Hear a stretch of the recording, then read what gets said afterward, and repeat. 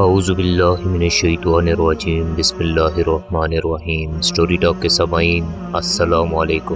آج کی حکایت غیر جنس۔ ایک چوہا اور مینڈک بڑے پکے دوست بلکہ پگڑی بدل بھائی بنے ہوئے تھے۔ ان کی گہری دوستی کو دیکھ کر دیکھنے والا کہتا تھا کہ وہ دو قلب اور ایک جان ہیں۔ ان میں اس قدر محبت تھی کہ وہ ہر وقت اکٹھے رہا کرتے تھے اور ایک لمحہ بھی جدائی گوارا نہیں کر سکتے تھے۔ ایک دن چوہے نے کہا، بھائی مینڈک، جب تو پانی میں چلا جاتا ہے تو میں کنارے پر کھڑا تجھے بلاتا رہتا ہوں، مگر یہ آواز تجھے نہیں پہنچتی۔ میرا چلاتے چلاتے گلا بیٹھ جاتا ہے۔ جب تیری طرف سے کوئی جواب نہیں آتا تو میری جان کو بڑا عذاب ہوتا ہے۔ مجھے تجویز سوچی ہے، اگر تو بھی اسے پسند کرے، وہ یہ ہے کہ کوئی ایسی چیز مل جائے جس کے ایک سرے میں میری ٹانگ بندی ہو اور دوسرے میں تیری۔ جب میں چاہوں تو اسے ذرا سا کہن دوں اور تو اشارہ پا کر باہر نکل آئے۔ مینڈک نے کہا، یہ تجویز تو معقول ہے۔ وہ دیکھ سامنے چولہے کا گھر ہے، اس کے تانے سے ایک لمبا اور مضبوط تار کاٹ لا، اس سے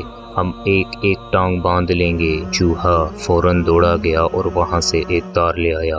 دونوں نے ٹانگیں باندھ لی۔ چوہا تو ول میں گھس گیا اور مینڈک پانی میں چلا گیا۔ ایک کوا یہ سب ماجرا دیکھ رہا تھا۔ وہ خوش ہوا کہ خوب تر مال ہاتھ لگا۔ وہ فوراً لپا اور تار چونچ میں لے کر اوپر اڑا۔ اس سے دونوں اپنی جگہ سے کھنچے چلے آئے۔ دیکھنے والے تعجب کرتے تھے کہ کوے نے مینڈک کو پانی سے کیسے نکال لیا۔ ایک دانا آدمی پاس کھڑا تھا۔ اس نے کہا، یارو، اس کو جنس کی صحبت لے ڈوبی ہے۔ پانی میں رہنے والے نے خشکی کے جانور سے یارانہ گانٹھا۔ نتیجہ یہ ہوا کہ جان گوا بیٹھا۔ اب کوا اس کو بھی چوہے کے ساتھ نوچ نوچ کر کھانے لگا۔ اس واقعے سے سبق حاصل کرو کہ غیر جنس ہمیشہ ہلاکت اور نقصان کا موجب ہوتی ہے۔ امید کرتے ہیں کہ آج کی کہانی آپ کو پسند آئی ہوگی۔ اس طرح کی مزید اچھی کہانیاں دیکھنے کے لیے سٹوری ٹاک کو سبسکرائب کر دیجیے۔ دعاؤں میں یاد رکھیے گا۔ اللہ حافظ۔